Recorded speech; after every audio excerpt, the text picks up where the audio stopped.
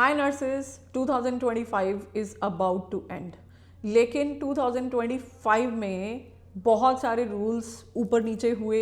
Ontario के rules change हुए, Alberta के, नोवा स्कोशिया के, ब्रिटिश कोलंबिया के और ना जाने कौन कौन सी प्रोविंस जो कनाडा की हैं, उन्होंने अपने पूरे रूल्स अपसाइड डाउन कर दिए। ये होना ही था।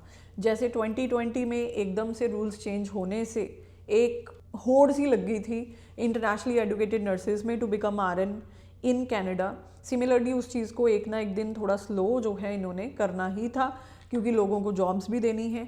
लेकिन उन रूल्स का हम सब लोगों को नॉलेज होनी चाहिए। और आपको पता ही है कि नवकिरण नर्सिंग क्लासेस एक लौता ऐसा प्लेटफॉर्म है जहाँ पे आपको अपडेटेड इंफॉर्मेशन एक्यूरेटली मिलती है।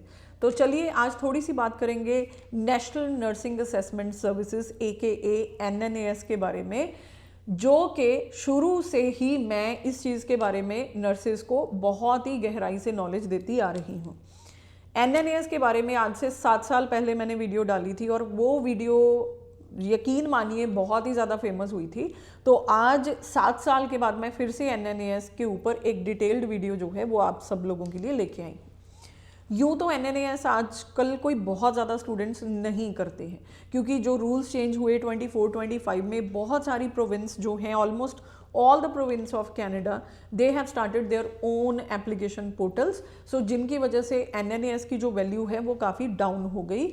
2-3 रीज़न और हैं, जैसे NNAS की फ़ीस काफ़ी हाई है, NNAS के रिजल्ट्स थोड़ा टाइम लेते हैं, डॉक्यूमेंटेशन काफ़ी कॉम्प्लिकेटेड है।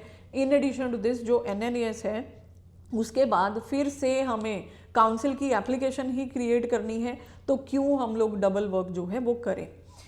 तो NNAS जो है इसका अकाउंट अगर आपको क्रिएट करना है तो NNAS सबसे पहले होता क्या है। NNAS एक ऑर्गेनाइजेशन है जो कि जितनी भी इंटरनेशनली एजुकेटेड नर्सेज ने कनाडा में आना होता है, आके RN या LPN का लाइसेंस लेना है, तो ये एक ऑर्गेनाइजेशन है जो कि आपके डॉक्यूमेंट्स का इवैल्यूएशन करेगी, राइट। और ये इवैल्यूएट क्या क्या करती है, ये आपकी एजुकेशन इवैल्यूएट करती है, आपकी रजिस्ट्रेशन इवैल्यूएट करती है, आपका एक्सपीरियंस इवैल्यूएट करती है। If you have any study in Canada तो उसको भी ये इवैल्यूएट करते हैं। तो एक तरह से आप वेस का ही एक फॉर्म लगा लो। जैसे वेस आपके डॉक्यूमेंट्स को इवैल्यूएट करके रिपोर्ट तैयार करके देती है, तो NNAS is a kind of वेस फॉर नर्सेज। तो ये कनाडा के लिए ही सिर्फ ऑपरेट करता है NNAS। अब जो NNAS है, जब भी इसका अकाउंट हमने क्रिएट करना है तो NNAS के पोर्टल पे जाएं, वहाँ पे साइन इन क्रिएट करें। आपको कोड आएगा आपकी ईमेल पे, ऑब्वियसली आपका साइन इन जो है वो क्रिएट हो जाएगा। आप पासवर्ड रखेंगे, फिर उसके बाद जैसे ही आप NNAS खोलते हैं तो NNAS में कुछ इन्फॉर्मेशन आपको फिल करनी होती है। इनका इनबिल्ट सॉफ्टवेयर होता है जो कि सबसे पहले आपको पूछेगा कि आपको RN की एप्लीकेशन करनी है या LPN की करनी है। फिर आपको पूछा जाएगा कि आपको कौन सी प्रोविंस की एप्लीकेशन करनी है।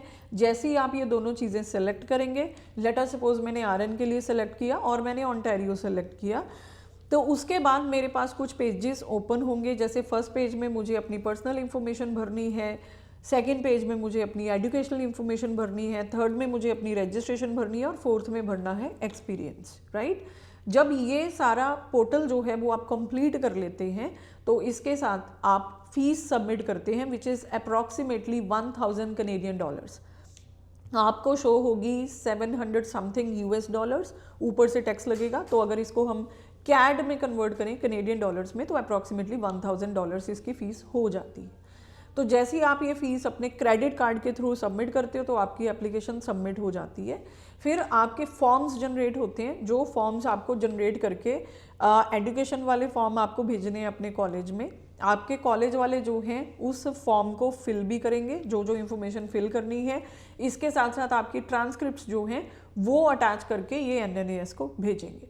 इन एडिशन टू दिस जो आपका रजिस्ट्रेशन के डॉक्यूमेंट होते हैं, रजिस्ट्रेशन का फॉर्म भी डाउनलोड होगा, आपको उसको फिल करना है बहुत ही केयरफुली। उसका फर्स्ट पेज ही हमने फिल करना होता है, बाकी सब काउंसिल फिल करती है।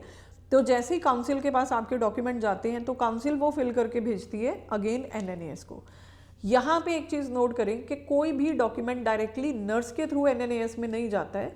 हाँ, हम अपने फॉर्म डाउनलोड करके अपने कॉलेज और रजिस्ट्रेशन बॉडी को सबमिट करते हैं। वो फॉर्म्स जो हैं वो फर्दर कॉलेज या रजिस्ट्रेशन बॉडी फिल करके डॉक्यूमेंट साथ में अटैच करके NNAS को डायरेक्टली भेजेगी, तो इस चीज़ में आपकी कोई इंटरफेरेंस नहीं होगी, कोरियर तक आपकी ऑर्गेनाइजेशन की तरफ से होगा। तो हमें अपनी तरफ से अपने कुछ आइडेंटिटी डॉक्यूमेंट्स जो हैं वो भेजने होते हैं, जो भी NNAS हमसे डिमांड करे। अगर आपका नेम चेंज है तो नेम चेंज एफिडेविट, और भी पासपोर्ट की कॉपी। कई बार अगर नेम चेंज है तो पुराने नेम अगर किसी डॉक्यूमेंट में था और नया नेम किसी डॉक्यूमेंट में है, तो all this documents. And please make sure one thing, जब आप अपने ID डॉक्यूमेंट्स भेज रहे हैं they should be properly notarised, और NNAS की गाइडलाइंस में अच्छे से लिखा हुआ है how they should be notarised, और हर एक डॉक्यूमेंट पे आपके सिग्नेचर भी होते हैं। इसके बिना NNAS आपके डॉक्यूमेंट एक्सेप्ट नहीं करता है।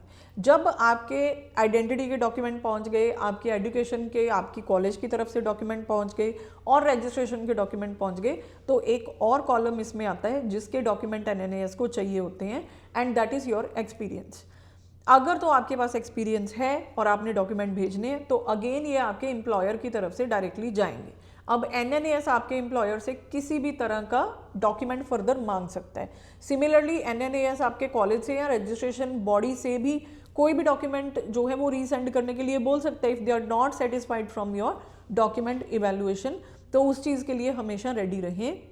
अब इस पूरे प्रोसेस में ना टाइम लग जाता है। जब आपके कॉलेज भेजते हैं, आपका रजिस्ट्रेशन बॉडी या एक्सपीरियंस वाले भेज रहे हैं, यूँ तो जिस दिन डॉक्यूमेंट पहुंचे तो 1 महीने का टाइम होता है, विद इन 1 to 1.5 मंथ आपकी NNAS की रिपोर्ट आ जाती है बन के कि आप एलिजिबल हैं NCLEX RN के लिए कि नहीं है।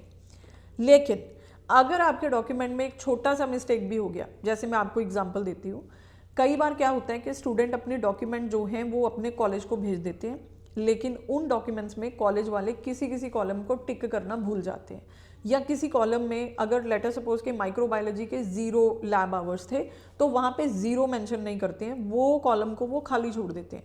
अगर ऐसी छोटी छोटी सिली मिस्टेक्स हो जाएं, या जहाँ पे स्टैंप लगानी थी वहाँ पे स्टैंप नहीं लगाई, साइन करने थे वहाँ पे सिग्नेचर नहीं हुए, तो इतनी छोटी छोटी मिस्टेक्स की वजह से आपका जो प्रोसेस होता है वो डिले हो जाता है, राइट। एक बार अगर NNAS का प्रोसेस डिले हो जाए तो मैंने नर्सेज को 1-1 साल तक भी NNAS की रिपोर्ट आने का वेट करते हुए देखा है, जो कि मैं बात कर रही हूँ 2020 से लेके 2022 के टाइम का। तो बहुत ज़्यादा डिले होता था NNAS में, क्योंकि वॉल्यूम ऑफ एप्लीकेशंस भी बहुत थी। अब आजकल जो NNAS का प्रोसेस है उसमें वेस भी डिमांड करते हैं। जी हाँ, जैसे कि CNO का अकाउंट अगर आप डायरेक्टली क्रिएट करते हो दे डिमांड फॉर वेस, NNAS सिमिलरली डिमांड्स फॉर वेस। यही रीज़न है कि बहुत सारी नर्सेज ने NNAS करना बंद कर दिया है, क्योंकि अगर आपको वेस NNAS में भी सबमिट करना है तो उससे अच्छा है कि आप डायरेक्टली CNO की एप्लीकेशन क्रिएट करके उसी में वेस सबमिट करवा दें।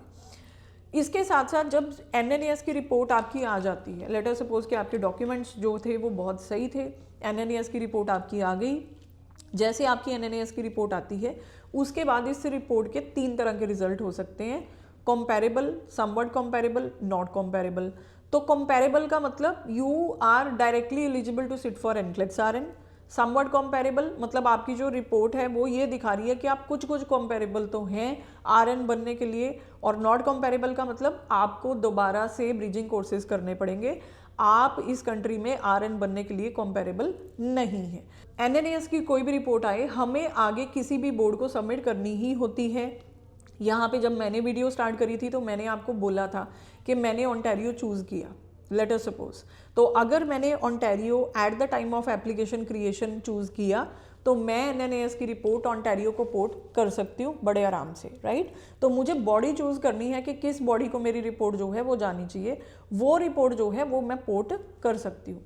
तो जैसे ही मेरी रिपोर्ट पोर्ट हुई उसके बाद अगेन जो बॉडी है उसका अकाउंट क्रिएट करके I will get my report, right.